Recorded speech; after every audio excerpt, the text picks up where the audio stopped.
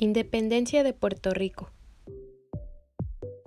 La historia de Puerto Rico comenzó con el asentamiento del pueblo indígena ortoiroide en el archipiélago de Puerto Rico entre los años 3000 y 2000 a.C.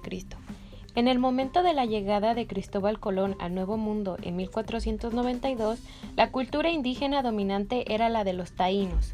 Cristóbal Colón llegó a la isla de Puerto Rico el 19 de noviembre de 1493 en su segundo viaje de exploración, y bautizó a la isla con el nombre de San Juan Bautista. En 1508, Juan Ponce de León conquistó la isla y fundó el poblado de Caparra. Fue nombrado como primer gobernador oficial de la isla de San Juan, Puerto Rico, proclamándose la Capitanía General de Puerto Rico en 1582. Bajo el sistema de la encomienda, equivalente al sistema feudal europeo, se forzó a muchos taínos a abandonar sus aldeas para vivir en las haciendas. Muchos taínos murieron debido a que carecían de inmunidad contra las enfermedades traídas por los europeos, tales como el sarampión o la viruela.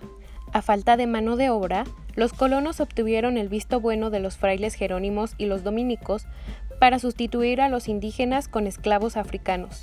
Obviamente estos vivían en pésimas condiciones y los trataban de una forma muy cruel.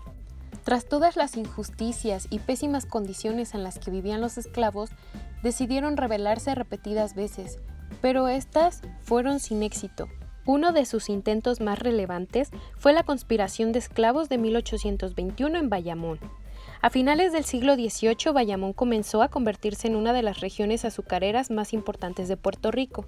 Este incremento en la producción azucarera ocurre principalmente durante los años 1810 a 1820, como consecuencia inmediata de la escasez de azúcar en el mercado mundial debido al descenso de la producción de azúcar de Haití. El gobierno español promovió grandemente la producción y venta de azúcar.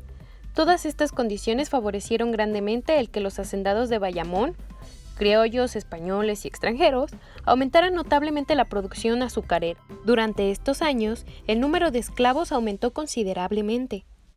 Sin lugar a dudas, la difícil situación de guerra en la América del Sur afectó el desarrollo económico de Bayamón y otras haciendas de Puerto Rico. El ideal de Simón Bolívar de emancipar a la América española incluía también a Puerto Rico.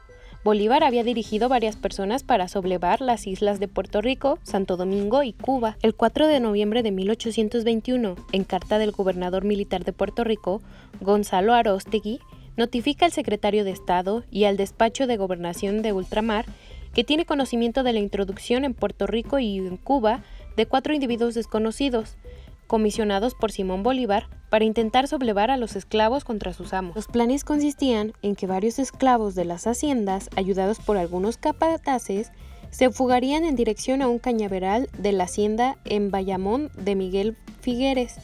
En dicho cañaveral encontrarían sables y espadas tapados con un mazo de caña picada. El plan consistía en que Hilario, esclavo y maestro azucarero de la hacienda del escocés Agnus, esclavos de Bayamón junto con los de las haciendas de José Canales y Juan Reyes, se unirían para dirigirse a la conquista del pueblo de Bayamón. Hilario enviaría al esclavo Juan Agustín para que le avisara el plan a los otros conspiradores de la hacienda de Diego Santiago Rijos. El esclavo Juanito se encargaría de avisarle a los esclavos de las haciendas de las monjas y San Patricio en Río de Piedras. Pero la planificada conspiración no pudo llevarse a cabo según estaba organizada, porque fue descubierta. El esclavo Luis, capataz de la hacienda de Miguel Figueres, de Bayamón, le comunicó los planes de conspiración a Ambrosio, criollo, esclavo de confianza de Figueres. Ambrosio le comunicó a su amo los planes de la conspiración y al alcalde don Cayetano Nater, quien rápidamente movilizó las fuerzas militares del pueblo. Según el informe del alcalde Nater, se ordenó que una milicia urbana de 50 hombres vigilara el pueblo, que se registraran las viviendas de los esclavos, inspeccionaran los cañaverales y buscaran la señal delatada por Ambrosio. A raíz de la proyectada rebelión de esclavos, el gobernador Aróstegui se dispuso rápidamente a aumentar la fuerza de milicias, haciendo que estas rebeliones fueran aún más difíciles. Sin duda, las condiciones en las que vivían eran muy difíciles. Poseían una libreta del jornalero.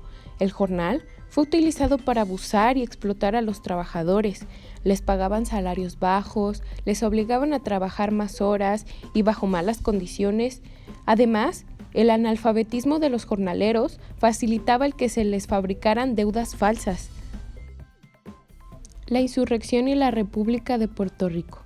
El gobernador de Puerto Rico, José María Marchesi, desterró al segundo Ruiz Belvis y a Ramón Emeterio Betances en 1867, cuando llegaron a la isla porque se sospechaba que eran revolucionarios.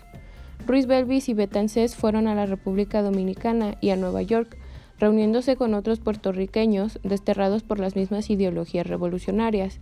Entonces se fundó, en República Dominicana, el Comité Revolucionario de Puerto Rico el 6 de enero de 1868. El movimiento pretendía reclamar principalmente la independencia de Puerto Rico, la abolición de la esclavitud, la eliminación de las libretas jornaleras y la libertad de expresión y prensa. El comité planificó una rebelión armada que se realizaría en Camuy el 29 de septiembre de 1868. Pero el plan se filtró nuevamente a las autoridades españolas, entonces decidieron realizarla en la hacienda de Manuel Rojas, en Lares, el 23 de septiembre del mismo año.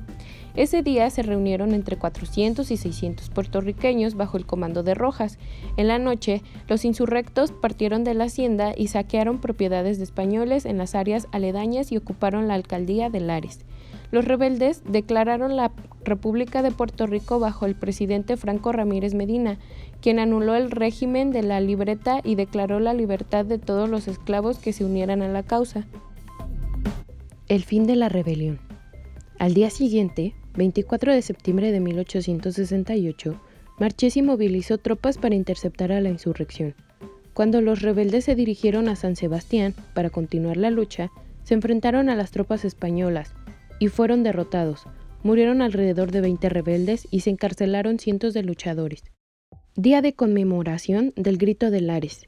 El Grito de Lares no cumplió sus objetivos inmediatamente, pero se lograron reformas liberales en las próximas décadas. Entre los logros, en 1873 se abolió la esclavitud en la isla, y en 1897 se otorgó la Carta Autonómica que permitió al gobierno puertorriqueño propio. La lucha por la autonomía llegó casi a alcanzar su propósito el 25 de noviembre de 1897, cuando se aprobó la Carta Autonómica, que concedía un amplísimo autogobierno a la isla. Sin embargo, seguían siendo parte de España. Los colonizadores de Estados Unidos entraron en la historia puertorriqueña al entrar en guerra con España e invadir y colonizar la isla el 25 de julio de 1898, durante la Guerra Hispano-Estadounidense. El 10 de diciembre de 1898 se firmó el Tratado de París, por el que España era obligada a ceder Puerto Rico, Cuba, Filipinas a los Estados Unidos el 11 de abril de 1899. En 1952, Muñoz Marín indujo a Puerto Rico a obtener el estatus de Estado Libre Asociado, bajo la Constitución del mismo, que es la situación política actual de la isla. Sin embargo, este cambio en el estatus territorial no significa que a Puerto Rico no le continúe aplicando la cláusula territorial de la Constitución de los Estados Unidos.